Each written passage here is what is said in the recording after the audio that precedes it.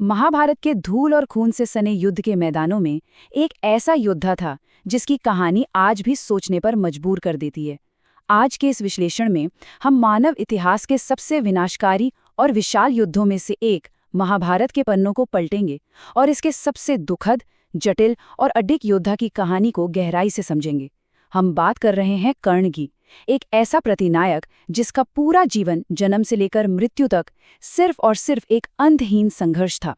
इस कहानी की शुरुआत होती है कुरुक्षेत्र युद्ध के एक बेहद हिंसक और रोंगटे खड़े कर देने वाले चरम बिंदु से। यदि उसका रथ एक हाथ भर भी पीछे हटता है तो वो प्रशंसा के योग्य है। जरा सोचिए, ये बात कोई साधारण व्यक्ति नहीं कह रहा है।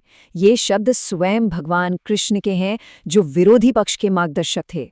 युद्ध के उस भयानक कोलाहल के बीच सर्वोच्च देवता का खुद रुककर कर्ण की इस भयानक और अद्वितीय शक्ति की तारीफ करना सच में हैरान कर देने वाला है।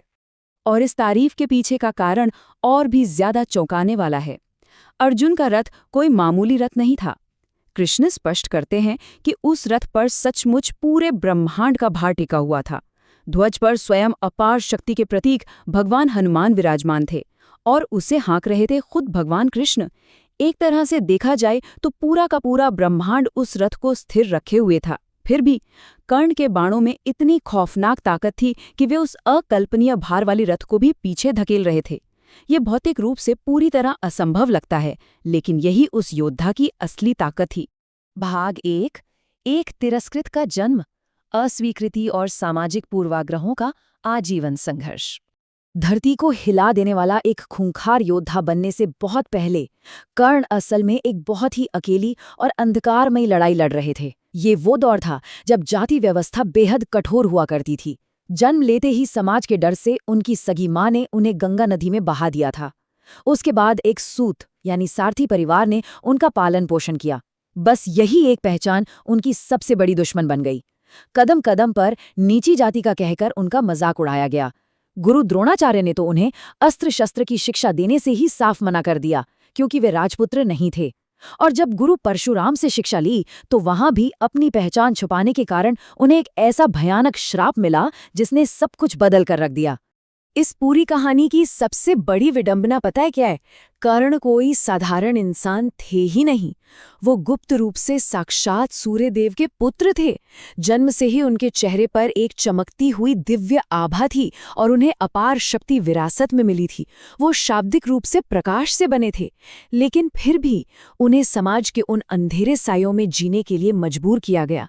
एक ऐसे व्यक्ति को जो जन्म से ही देवताओं के समान था, समाज ने सिर्फ एक सूत होने का ठप्पा लगा दिया और हर दिन अपमान का कड़वा घूंट पीने पर मजबूर किया। भाग 2, एक अटूट मित्रता। वह दिन जब एक तिरस्कृत व्यक्ति राजा बना। अपमान का ये जो अंतहीन चक्र था, ये आखिरकार एक बहुत ही भव्य और जगमगाते मंच पर जाकर टूटा। राजकुमारों के कौशल का प्रदर्शन करने के लिए एक विशाल अखाड़ा सजाया गया था। वहां कर्ण आते हैं और सीधे महान अर्जुन को चुनौती दे डालते हैं। लेकिन फिर वही हुआ, अपनी जन्मकथा और कथित नीची जाति की वजह से उन्हें बीच अखाड़े में अयोग्य घोषित कर दिया जाता है। सबके सामने फिर से वही घोर अपमान। और सबसे दर्दनाक बात तो ये थी कि उनकी सगी माँ कुंती, जो वहां दर्शकों के बीच बैठी थी, ये सब देखकर भी बिल्कुल चुप रहीं। लेकिन उस घुटन भरे सार्वजनिक अपमान के क्षण में कहानी अचानक एक बहुत बड़ा मोड़ लेती है। शाही राजकुमार दुर्योधन भीड़ से आगे आते हैं। वही दुर्योधन जिन्हें अर्जुन का मुख्य प्रतिद्वंद्वी और इस महाकाव्य का सबसे बड़ा खलनायक माना जाता है। वो सबके सामने कर्ण को गले लगा लेते हैं और उसी क्षण बिना किसी हिचकिचाहट के उन्हें अंग देश का राजा यानी अंगराज घोषित कर देते हैं। ये एक ऐसा पल था जिसने भविष्य के पूरे युद्ध की दिशा तय कर दी। जरा सोचिए, जब पूरी दुनिया कर्ण पर सिर्फ नफरत और तिरस्कार बरसा रही थी, तब केवल दुर्योधन ने उन्हें सम्मान और गरिमा दी। इसके बदले में कर्ण अपने इस मित्र के हमेशा हमेशा के लिए ऋणी हो गए। उन्होंने अपनी पूर्ण और अटूट निष्ठा की कसम खाई। ये कितनी अजीब और भावुक बात है ना, कि अपनी इसी वफादारी की वजह से युग का सबसे महान योद्धा हमेशा के लिए अंधकारमय पक्ष के साथ जुड़ गया। भाग 3, सर्वोच्च बलिदान, दानवीर की अद्वितीय उदारता। वफादारी के अलावा कर्ण की एक और बहुत बड़ी पहचान थी उनका परम दानवीर होना। वो एक ऐसे निस्वार्थ इंसान थे जो दान में कुछ भी दे सकते थे। कुरुक्षेत्र युद्ध से ठीक पहले अर्जुन के पिता भगवान इंद्र ने कर्ण को कमजोर करने के लिए एक चाल चली। कर्ण के असली पिता सूर्यदेव ने उन्हें पहले ही चेतावनी दे दी थी कि भगवान इंद्र कोई साधु का भेष बनाकर उनका वो जादुई कवच मांगने आने वाले हैं जो उन्हें अजेय बनाता था। लेकिन जब वो पलाया तो कर्ण पीछे नहीं हटे। उन्होंने जानते बूझते हुए भी अपना रक्षा कवच दान में दे दिया। आखिर उन्होंने ऐसा क्यों किया? क्योंकि एक ऐसा व्यक्ति जिसे समाज ने हर सम्मान, हर अधिकार से हमेशा वंचित रखा हो, उसके लिए दानवीर कहलाना ही एकमात्र वो सम्मान था जो उसने खुद कमाया था। उन्होंने अपनी सबसे बड़ी रक्षा प्रणाली को खुशी खुशी त्याग दिया। अपने प्राणों को बचाने से ज्यादा महत्वपूर्ण उनके लिए अपनी पहचान और अपने सम्मान की रक्षा करना था। उन्होंने मौत को गले लगाना सही समझा ताकि उनका वचन जीवित रहे। भाग 4, दुखद पतन, बल से नहीं बल्कि भाग्य से पराजित। उनका यही निस्वार्थ स्वभाव और दुर्योधन के प्रति वो अटूट निष्ठा अंततः कुरुक्षेत्र के युद्ध के मैदान पर उनके दुखद अंत का कारण बनी। युद्ध के उस भयंकर शोरगुल के बीच उनके अतीत के वो सारे भयानक श्राप एक ही साथ सच होने लगे। ऐन मौके पर परशुराम के श्राप के कारण वो अपने जीवन भर सीखे गए सभी शक्तिशाली अस्त्रों का ज्ञान भूल गए, और ठीक उसी समय एक और श्राप की वजह से धरती उनके रथ के पहिए को निगलने लगी। पहिया मिट्टी में बुरी तरह फंस गया। पल भर में वो महान योद्धा युद्ध के मैदान में पूरी तरह से बेबस और लाचार हो गया।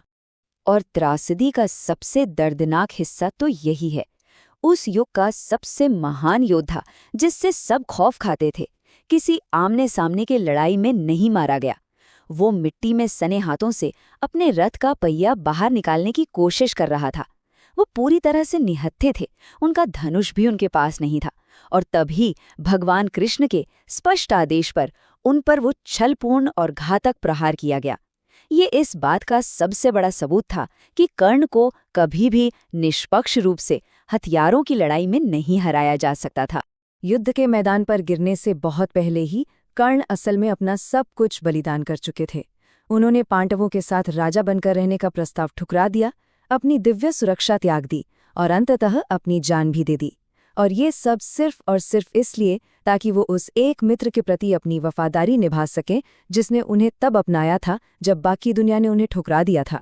आज जब हम इस कथा के अंत में कुरुक्षेत्र के उस शांत और खून से सने मैदान को मुड़कर देखते हैं तो एक बहुत ही गहरा सवाल जहन में आता है। क्या इतने शक्तिशाली कर्ण वास्तव में अर्जुन के बाणों से हारे थे, या फिर वो उस क्रूर समाज के हाथों कुचले गए थे जिसने उनके जन्म के पहले दिन से ही उन्हें नकार दिया था और कभी वो बनने ही नहीं दिया जिसके वे असल में हकदार थे? इस अनसुलझे और शक्तिशाली विचार के साथ हमारा ये विश्लेषण यहीं समाप्त होता है। महाकाव्य के इस सबसे महान और दुखद योद्धा को गहराई से समझने के लिए हमारे साथ जुड़ने के लिए धन्यवाद।